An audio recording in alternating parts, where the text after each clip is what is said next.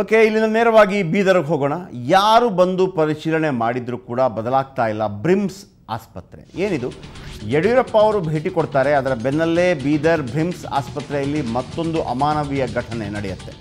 ಯಾರೇ ಬಂದು ಪರಿಶೀಲನೆ ಮಾಡಿದರೂ ಕೂಡ ಬದಲಾಗ್ತಾ ಇಲ್ಲ ಬ್ರಿಮ್ಸ್ ಆಸ್ಪತ್ರೆ. ಏನಿದು ಗಲಾಟೆ? ಏನಿದು ಪ್ರಾಬ್ಲಮ್? ಗಲಾಟೆ ಅಲ್ಲ, ಯಡಿಯೂರಪ್ಪ ಅವರು ಕೂಡ ಭೇಟಿ ಕೊಡ್ತಾರೆ, ಇದರ ಬೆನ್ನಲ್ಲೇ ಬ್ರಿಮ್ಸ್ನಲ್ಲಿ ಮತ್ತೊಂದು ಅಮಾನವೀಯ ಘಟನೆ ನಡೆದಿದೆ. ಬಾಣಂತಿಗೆ ಸ್ಟ್ರೆಚರ್ ನೀಡದೆ ನಿರ್ಲಕ್ಷ್ಯ ತೋರಿದ್ದಾರೆ ಬ್ರಿಮ್ಸ್ ಸಿಬ್ಬಂದಿ. ಬಾಣಂತಿ, ಹಸಿ ಬಾಣಂತಿ. ಹೆರಿಗೆ ನಂತರ ಹೆಚ್ಚಿನ ಚಿಕಿತ್ಸೆಗೆ ಜಿಲ್ಲಾಸ್ಪತ್ರೆಗೆ ಬಂದ ಬಾಣಂತಿ ಸ್ಟ್ರೆಚರ್ ಇಲ್ಲದೆ ಪರದಾಟ. ಈ ಬಾಣಂತಿಯರು ಇರ್ತಾರೆ, ಹಸಿ ಬಾಣಂತಿಯರು ಇರ್ತಾರೆ, ಅವರನ್ನು ಜಾಸ್ತಿ ನಡೆಸೋದಿಲ್ಲ. ಅವರನ್ನು ಸ್ಟ್ರೆಚರಲ್ಲಿ ಮಲಗಿಸಿ ಎಲ್ಲಿಂದ ಎಲ್ಲಿಗೆ ಹೋಗಬೇಕಾಗತ್ತೆ. ಸ್ಟ್ರೆಚರ್ ಇಲ್ಲದೆ 15 ನಿಮಿಷಕ್ಕೂ ಹೆಚ್ಚು ಕಾಲ ನಡೆದಾಡಿಕೊಂಡೇ ಹೋಗಬೇಕಾಯಿತು. ಹುಮ್ನಾಬಾದ್ ತಾಲೂಕಿನ ಮನ್ನಾಕಿಹಳ್ಳಿ ಗ್ರಾಮದ ಬಾಣಂತಿಯ ಪರದಾಟ. ಸ್ಟ್ರೆಚರ್ ಇಲ್ಲದೆ ಗ್ಲೂಕೋಸನ್ನು ಕೈಯಲ್ಲೇ ಹಿಡಿದು ಕುಳಿತ ಹಸಿ ಬಾಣಂತಿ.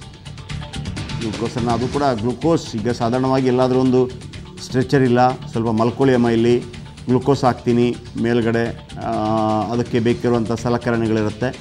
ಬಟ್ ಅದೂ ಇಲ್ಲ, ಸ್ಟ್ರೆಚರ್ ಹೇಗೂ ಇಲ್ಲ.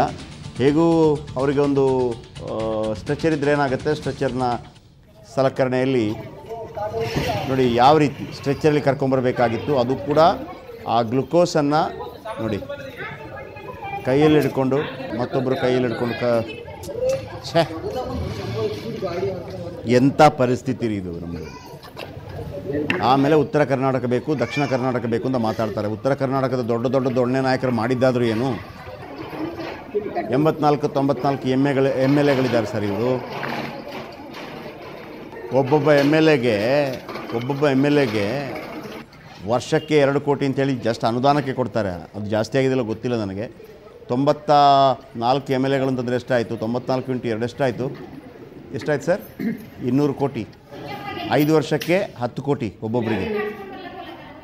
ಅದರಲ್ಲಿ 50% ಎತ್ತಿಬಿಟ್ಟು ಉತ್ತರ ಕರ್ನಾಟಕದ ಅಭಿವೃದ್ಧಿಗಾಗಿ ಮೀಸಲಿಡೋಣ ಅಂತ ಅಂದಿದ್ರೂ ನಡೀತಾ ಇತ್ತು. ಅದು ಕೂಡ ಖರ್ಚಾಗಲ್ಲ ಸರ್, ಅದು ಕೂಡ ವಾಪಸ್ ಬರುತ್ತೆ. ಅಯ್ಯೋ ದೇವರೇ. ನಿನ್ನೆ BSY ಅವರು ಭೇಟಿ ಕೊಟ್ಟಿದ್ದರು.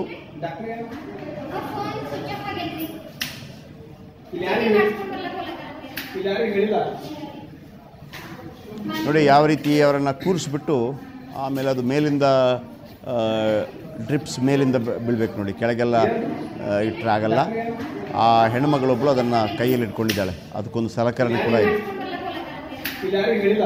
ಆ ಬೀದರ್ ಭಾಗದ ನಾಯಕರೆಲ್ಲ ಗಮನಿಸಬೇಕು. ನಿಮಗೆ ಉತ್ತರ ಕರ್ನಾಟಕ ಕೊಟ್ಟರು ಕೂಡ ಹಿಂಗೆ ಮಾಡ್ತೀರಿ? ಅಯ್ಯೋ ದೇವರು.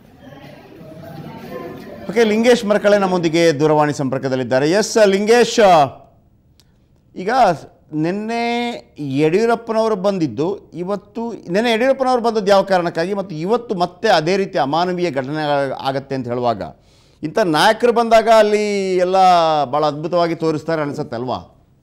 ಜಯಪ್ರಕಾಶ್, ಸಾಕಷ್ಟು ಒಂದು ದೂರುಗಳು ಯಡಿಯೂರಪ್ಪ ಅವರಿಗೂ ಹೋಗಿದ್ದು, ಒಂದು ಅವ್ಯವಸ್ಥೆ ಅಂತ ಹೇಳ್ಬೋದು, ಮತ್ತು ಹಗರಣಗಳ ಬಗ್ಗೆ, ಮತ್ತೆ ಒಂದು ಸಿಬ್ಬಂದಿಗಳ ನೇಮಕ ವಿಚಾರದಲ್ಲೂ ಕೂಡ ಇವರು ಒಂದು ಅವ್ಯವಹಾರ ನಡೆಸಿರುವಂತ ಇಂಥ ಹಲವು ದೂರುಗಳನ್ನು ಯಡಿಯೂರಪ್ಪ ಅವರಿಗೂ ಕೂಡ ಕೊಟ್ಟಿದ್ರು. ಮತ್ತು ಪ್ರೆಸೆಂಟ್ ಇರುವ ಒಂದು ಸರ್ಕಾರ ಅಂತ ಹೇಳ್ಬೋದು, ಮತ್ತು ಉನ್ನತ ಅಧಿಕಾರಿಗಳಿಗೂ ಇಲ್ಲಿಂದ ಹೋರಾಟಗಾರರು ದೂರು ಕೊಟ್ಟಿದ್ರು. ಈ ಒಂದು ದೂರಿಗೆ ಒಂದು ಸ್ಪಂದಿಸಿ ಯಡಿಯೂರಪ್ಪ ಅವರು ಏನೋ ಒಂದು ನಿನ್ನೆ ಒಂದು ಭೇಟಿ ಕೊಟ್ಟಿದ್ರು. ಅಲ್ಲಿಂದ ಅವ್ಯವಸ್ಥೆ ನೋಡಿ ಒಂದು ತೀರಾ ಏನದ ಅಂದ್ರೆ ಅಲ್ಲಿನ ಅಧಿಕಾರಿಗಳಿಗೆ ತರಾಟೆಗೆ ತೆಗೆದುಕೊಂಡಿದ್ರು.